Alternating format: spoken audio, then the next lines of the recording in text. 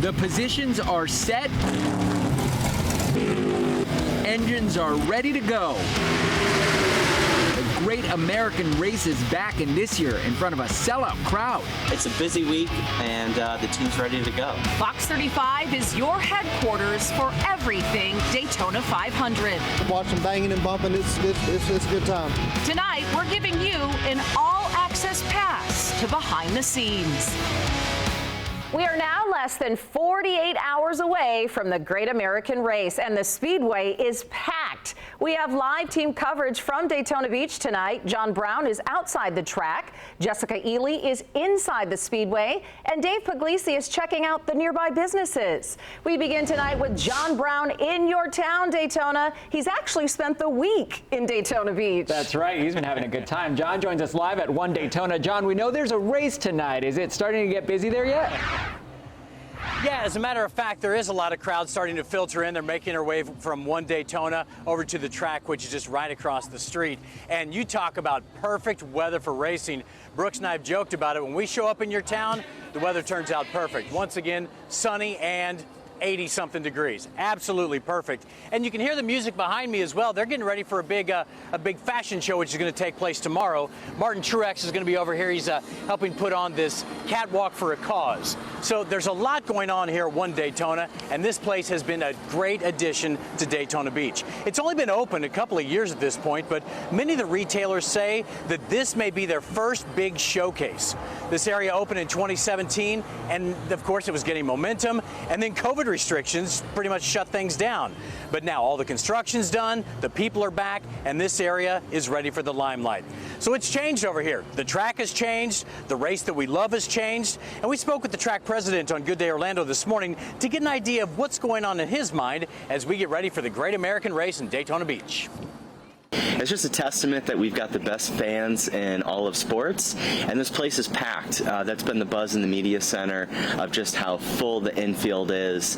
All of our campers are here. Last night the place looked great, so it's really a huge win for the entire industry when you can sell out your Super Bowl event this far in advance.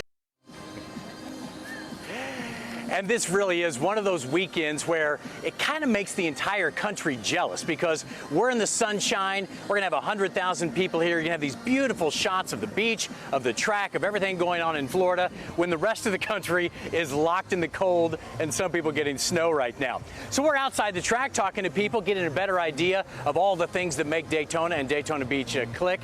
And so we're also going to sit it into the track because that's where we find Fox 35's Jessica Ely. She's been finding out what's making things go inside the track today. Jessica. Hey, well, right now the Xfinity cars are taking some practice laps around the track.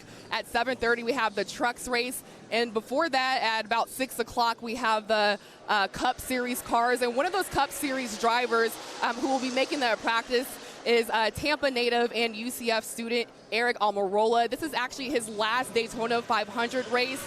He decided that he will be retiring after the season, and he says this decision was not an easy. Now, it was a family decision. He says he wants to spend more time with his wife and children, so this will be a special weekend for him. Almirola says he has a ton of friends and family coming to see him as he begins his farewell tour.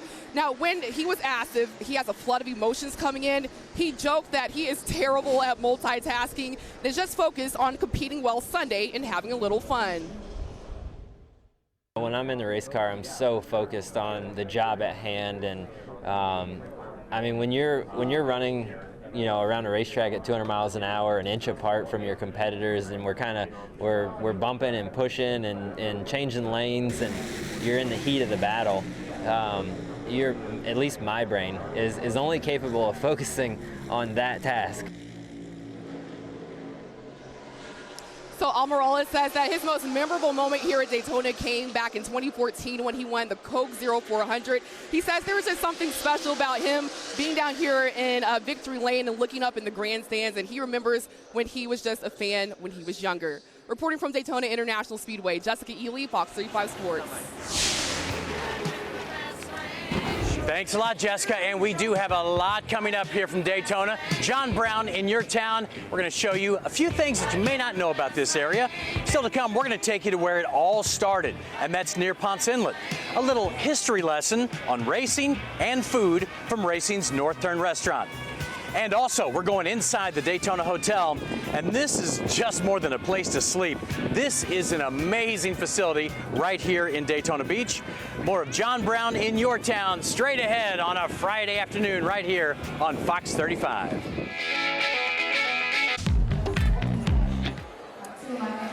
Well, what's interesting is every single year the Daytona 500, more or less the whole Fox 35 crew, moves out of wherever we live and we all move over here to Daytona. That's how we make good friends. Hey guys, how are you? Welcome to town. So I'm joining them at Four Rivers today. So very quickly, favorite racer? Okay, no consensus. Favorite football team? They're down here from Cincinnati, so there's one thing we can agree upon. But I tell you what, if you go inside the track, there's a lot to see. There's a lot out here, but even more craziness inside. The Good Day crew gives us an idea of what goes on behind the walls all day long. One of the cutest NASCAR fans joined us this morning. He was checking out our very own Fox 35 Storm Team Thunder truck. Take a look at the video. Look at this. This is so cute. I want one of those. How do they get the dog? Well, he's driving below the apron. That's a major no here at Daytona. Yeah, you're not supposed to do that. That's impressive. How do you get the dog to press the pedal? How does that work? Some dogs have more talent than others. He's liking the Thunder truck. It's so he's really like, cute. That's my next ride right there. Really adorable. You ever had to fight somebody to get this spot? Oh yeah, it's a well-desired spot, as you can see. Yep. All right. How's the Bloody Mary for Ryan and Amy? Who made it here? Did you make him? Yes, sir. All right. Well, you got one right here. What do you think, Ryan and Amy? You want to come down? Oh, there it is. Yeah. Have a little drink, a little banana walnut bread, and some sliders. That looks really good. I'm not coming back, y'all. She's smiling, but she's nervous. Once you get started, the adrenaline rush is unlike anything, any roller coaster you've been on. Once you get going, as you build up the RPMs, you get more calm as it goes. That first turn is pretty amazing, and then coming down, the home stretch is awesome. Yeah, they have a good time over at Good Day Orlando each and every morning when they come out here for the Daytona 500. You know, it's interesting because they're expecting about 100,000 people inside the arena this year, and that is a huge economic impact for this area. The chamber once did a survey, and they found out it was like $200 or $300 million just by this event each and every year. So today, Fox 35's Dave Puglisi is talking to some local businesses to see what it means for them, too. Well, John, as you mentioned, there are these large crowds out here today, and for these businesses that reside in the shadow of the International Speedway, they tell me that business is up. It's been a lot of traffic in the area, a lot of new people. The crowds at Dahlia Mexican Kitchen have been steady all week. Hopefully, if everything goes well, very busy, especially during lunch. The 500's impact stretches beyond the boulevard that bears its name. Shops on Seabreeze Boulevard are seeing bigger crowds in the last couple of years. Right now, we're trending a little bit ahead, and I think that was because there was a little bit less capacity in terms of the speedway for the 500 last year, so it seems to be some more people in town this year. The Oyster Pub expects to see their biggest crowd Saturday night. Once the one race ends on Saturday, we have a huge dinner crowd that comes out, gets ready for the big race the next day, and of course. Now, while the increase in revenues is welcome right now, some are concerned that their bottom line could be hit soon. That's because the city is considering closing bars earlier. Coming up, we have reaction from local business owners on what this could mean. In Daytona, Dave Puglisi, Fox 35 News. Thanks a lot, Dave. Once again, John Brown in your town today. We are at One Daytona. We're going to show you around this lifestyle center coming up in just a bit. Everything you need to know behind the scenes. Plus, we're going to take you to the beach where racing really began. We're going to racing's North Turn later, right here on Fox 35. The Daytona 500 continues. Practice is going on now over at the Speedway for the cars. They'll be off the track soon because the track race is scheduled for 7:30 tonight. Right across from the track is John Brown. He's in your town. He's at One Daytona. Yeah, and today he is showing us around the newest shopping and dining area right near the track. Welcome back to Daytona. John Brown in your town. If you haven't been to Daytona in quite some time, things have certainly changed. When I came over as a kid, you roughed it, right? Yes, the racing's about the same. The track is about the same, although that's been upgraded as well. And this area here called One Daytona, well, this is spectacular. It's a lifestyle center right across from the track, and that's where we are broadcasting today. Roxanne Ribicoff, she's the executive director of One Daytona. So for people who haven't been over here, explain what One Daytona is. So One Daytona is a lifestyle center that's here. It was actually a passion project of Lisa France Kennedy. So we started this project a couple years ago. We're still fairly new and growing up, but we've had amazing success. And here you can do almost anything. You can stay here at one of our 2 beautiful hotels. You can live here on site at one of our luxury residential units. And then of course you can dine at one of our great restaurants, see a movie, play at game time. I mean, there's so much to do here. So if you are a fan of NASCAR, this is the spot. I didn't realize you could live over here, so you can live the entire lifestyle and never really have to leave this area. That's true. And then for Speed Weeks, it's very convenient. You just walk across the street. So we're very, very proud to be connected to NASCAR and our partners over at Daytona International Speed Weeks. You know, we've got a sold out 500, so fantastic. We actually sold out in record time this year. So we're just so excited to be a part of all of that. We've got some great connection points here. We're hosting an event on Saturday night, Catwalk for a Cause. That is hosted by Advent Health and Martin Truex Jr. Foundation. So it's a ticketed event, but you know, we welcome the public. Buy a ticket, come out, have a great evening with a lot of fun on Saturday. So we know the race is sold out this weekend. If you want to come over and still experience it, this is kind of how you would do it. What would you suggest to people who want to come over here to One Daytona so they actually get the racing feel without actually going into the track? Well, you can come here, you can sit at rock bottom. They typically show the race there in the restaurant, so you can have a beer at the bar, some wings, and enjoy the race. And really, honestly, you can hear the cars going anywhere. We can hear them right now. Anywhere on this campus. And so, you know, it feels like you're a part of it. It feels like you're part of the excitement, no matter where you're at on a campus. Roxanne, thank you so much for having us out here today. Thanks for coming today, John. All right, we'll see you soon. So again, we are at One Daytona. John Brown in your town. We have much more to come from Daytona. We're going to send it back to you guys in studio right now, though. All right, John.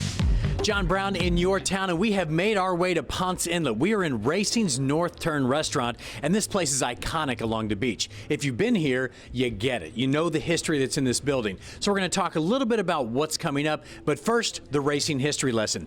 This picture right here, you've probably seen it all over the place this week. This is the original loop for the Daytona 500, and there is the Ponce Inlet Lighthouse. You can see the beach, and this area right here, well, that's where we are today. So we have made our way outside to the party deck here at Racing's North Turn. Michael Blesser joins me now to talk about it. Mike, thanks for having us out here today. Absolutely. Appreciate it. Thank you guys for coming. All right, so for people who haven't been out here, and I will admit I've been out here several times, may have slept here once or twice, but so for people who haven't been out here, why is this place such an iconic piece of racing history? Oh my gosh, the history here is just amazing. This is the original spot of the Daytona 500. Coming down the beach, hitting the North Turn literally 15 feet from us, and going back up and coming around. It's just amazing, and all the original drivers, and it's an iconic spot. It's a natural tie-in for the Daytona 500. It is weird to think that where we're sitting, the cars were going right there through this alleyway now, and a lot of the drivers were just back this week. They got to do this again. You got to see. What was that like? Oh my gosh, we did the Legends of Racing Parade. Many of the original drivers, 79 cars coming up and down the beach, a flyover. I mean, just an amazing event, and we do it every year to start race week. So we're looking forward to it next year, and this is the place to go for race week if you want to hit the beach. Now this weekend, we got a good crowd here. This weekend, I would imagine it is going to be insane. Is that a right word? Yes, yes, it is standing room only. I mean, it's just, yes, this is the place you want to be if you're coming for the Daytona 500. So since I have a little bit more of this show, maybe I could just wrap it up. We could bring us a drink right here. We could just sit there and watch the surf. And all right, I have to get back to work at some point, but at this point, I'm going to send it back to you guys because I need to take a break from all this heavy broadcasting today. It's John Brown in your town, right here at Racing's North Turn. Drivers, start your engines. The Daytona 500 is back, and this year in front of a sold-out crowd. It makes me feel happy because I really like cars. Fox 35 is your place for everything Daytona, from the track. When I'm in the race car, I'm so focused on the job at hand. To the fans. All of our campers are here. To the businesses.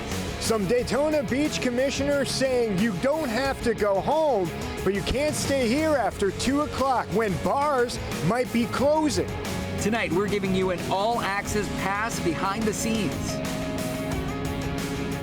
We have live team coverage from Daytona Beach. Tonight, we are less than 48 hours from the Great American Race. We begin with John Brown in your town. He's spending the week in Daytona Beach. Yeah, he joins us live tonight at One Daytona. And John, you've been getting the VIP treatment out there. Yeah, this is my stop, ladies. This is my stop. Thank you. Thank you, Jade, Kinsey. Good to see you guys. Appreciate it. Yeah, so they can give you a ride now. I'm done. Yeah, so that's what they've been doing over here because there's such a big crowd going from One Daytona over to the track tonight. And by the way, it's directly overhead. I don't know if we can get that shot, but you know it's race weekend when the Goodyear blimp comes rolling into town or flying into town. It just got overhead, so they're ready to get the complex or the big party started. So where we are tonight, this is One Daytona. As you probably know, this was built right across the street from the track, and it's been a great addition to this area. It's a lifestyle center, a lot of things to do here. So we've met a lot of people who park in this area, they grab dinner, and then they go to the track, and then they come back and grab drinks after dinner. There's a lot going on here, and this has been a big impact for the area. But also, Chip Wild, the chief track property officer, spoke at us earlier today about all the hype surrounding this year's race and how everybody coming back after COVID is such a big deal. Job Sunday completely sold out. We literally have no tickets to sell, which is an incredible position to be in. But we do have a truck race tonight, and we have a double header tomorrow. Jamie said the weather is going to be perfect all weekend.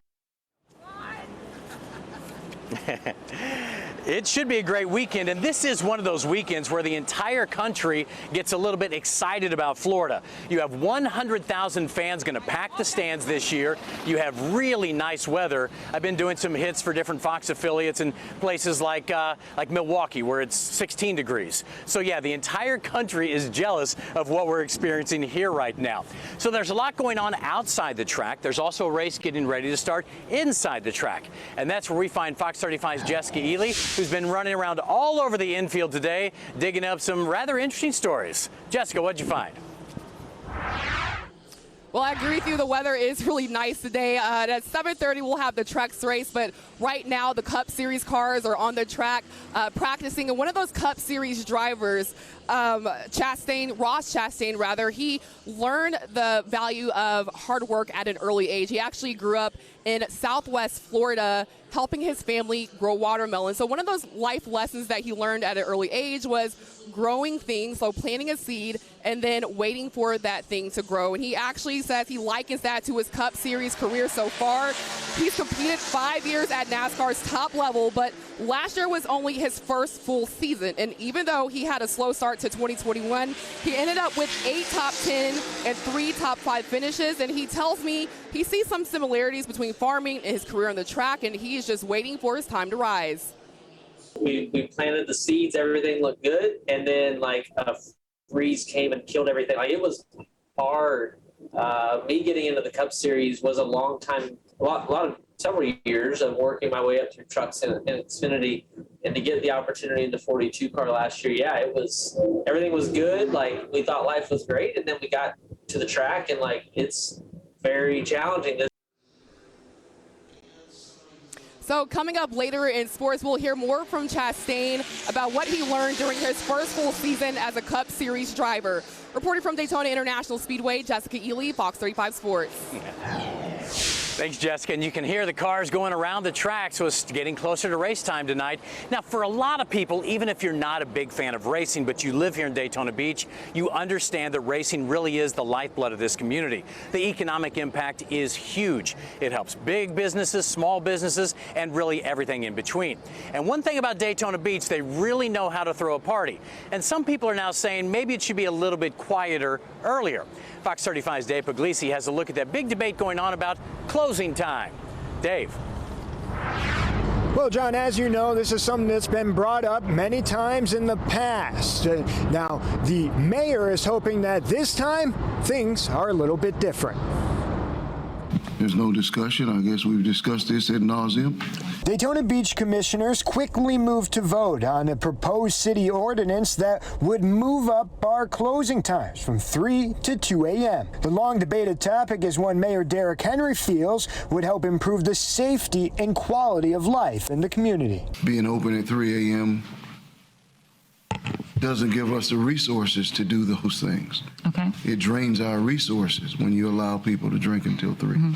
Stacey Cantu is one of 2 commissioners to vote against the idea. That last hour, it could mean someone's electric bill, because when the other businesses close down, they come to Daytona, and most of the time it's the people that are working in the establishment to relax before they go home. The owner of Oyster Pub, Kyriakis Dramonis, agrees with Cantu. He feels closing early is punishing establishments for an issue that goes beyond last call. We think some better law enforcement on the street and things like that could be a little bit more beneficial to helping actually cure some problems. Now, this ordinance will be brought up again on March 2nd for a final hearing and vote. In Daytona Beach, Dave Puglisi, Fox 35 News. Thanks a lot, Dave. We have a lot more still to come here on John Brown in Your Town. One of my favorite parts of race weekend is the infield. You see a little bit of everything. You might have people camping in a tent right next to $1 million motor coach. David Martin's going to take us to the infield this year to show us around. And on the complete other side of the spectrum, we take you inside Florida's newest 4-diamond hotel. It's luxury and history all rolled into one. That's still to come. John Brown in Your Town, Daytona Beach, on a Friday evening. All right, John, we expect you to hop onto that go-kart and... Welcome back to John Brown in Your Town here on a Friday evening in Daytona Beach. Quick history lesson. You know I love history. The name Daytona Beach, where'd that come from?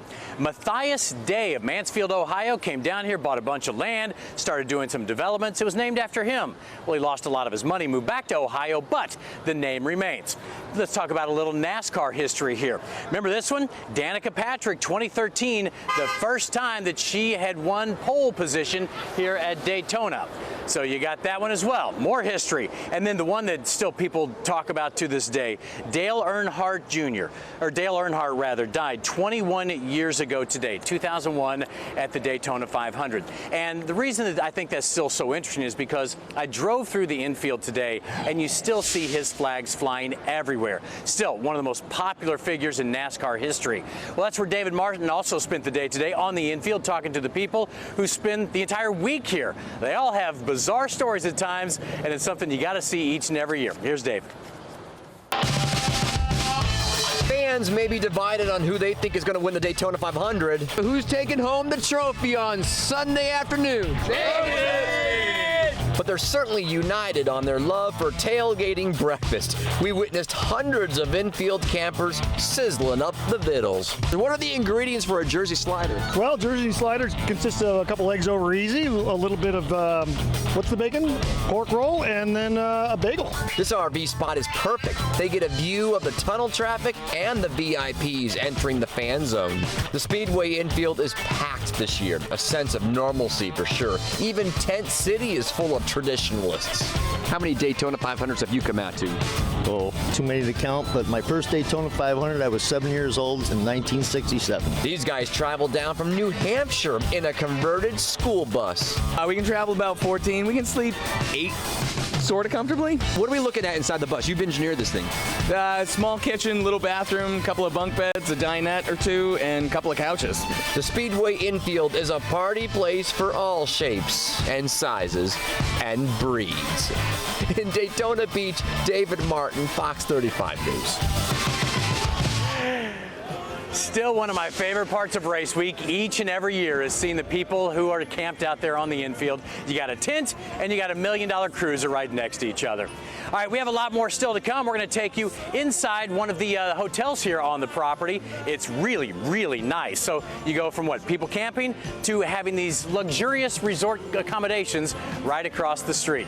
We have a lot more straight ahead from Daytona. It's John Brown in Your Town.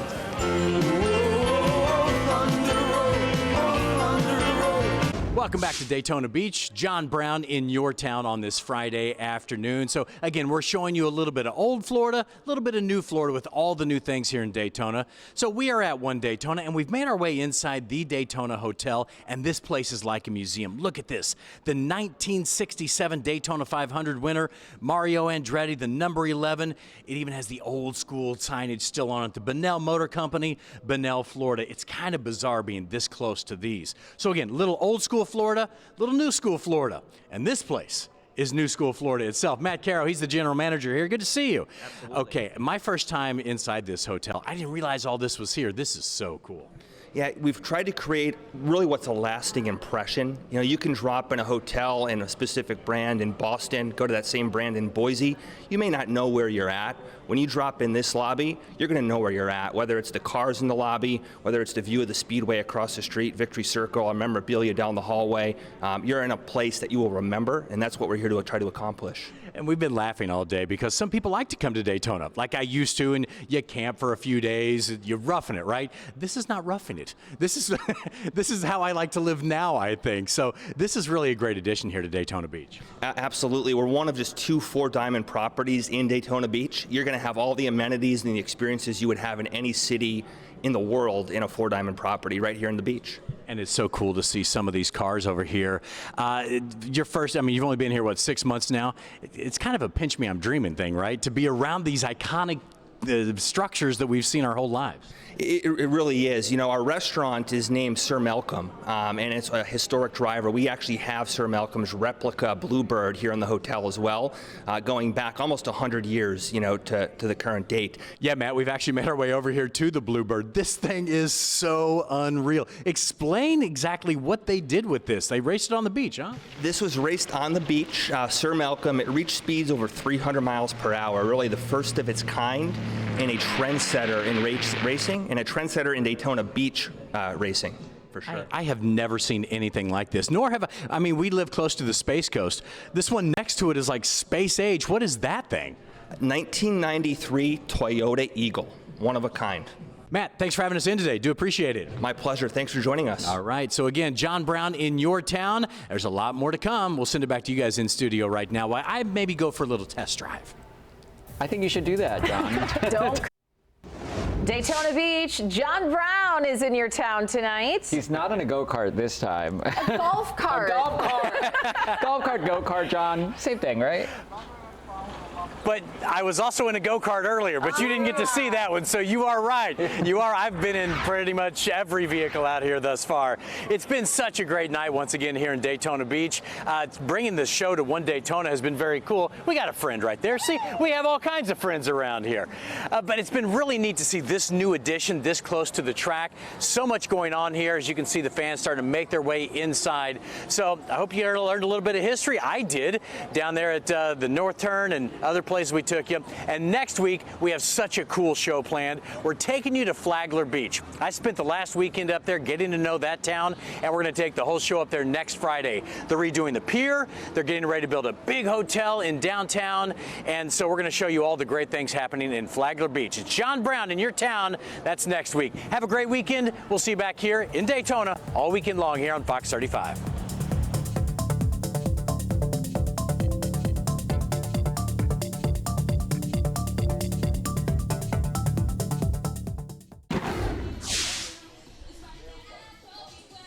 Welcome back. Listen, if you love donuts, wait till you see this place. Donnie's Donuts, they are absolutely amazing. So good. Yeah, they've got a real cool spot at One Daytona as well. Fox 35's John Brown takes us inside for a look at a very special place, Donnie's Donuts.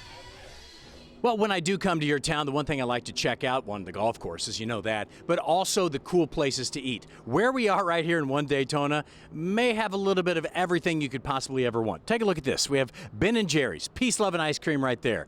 We have Copperline Coffee right there. Another one of my favorites, Jeremiah's Italian Ice right there. But the smell around here, what is that? Oh, it is Donnie's Donuts. So let's take a look inside. Oh my goodness, it smells so good. Look at what she's making right there. We have Donald and Patty here. They're the owners. Good to see you guys. Thanks for having us out today. Thanks for coming out for the Speedway. All right, it smells so good. So explain Donnie's Donuts and why this is so iconic here in Daytona and all of Volusia County. So we make handmade donuts. We make all of our icings and frostings and cream in-house. We make our donuts fresh each day. We make a donut that we want to eat. I love that. You make a donut people want to eat. That makes sense. So you're obviously a fan of your own donuts, Pat. Oh, yes. Oh, yes. People ask me, what's your favorite? And I'm like, well, I have a list. It started from the beginning. This is now 7 years and 3 locations. So we are banana pudding, strawberry shortcake, sea breeze is my all-time favorite, the snowball. And all of them are iconic, either from my favorite desserts or banana pudding, which I did in honor of my mom. So, just everything that you can imagine. We put on a donut and emulated those flavors. Guys, nice to meet you. All right, that was John Brown. And if you've not got a chance to try Donnie's Donuts, trust me, it is totally worth the calories. So I'm looking forward to that. You will love worth them, the calories. I promise you. Yeah, expect a lot of donuts sold this week as well. Let's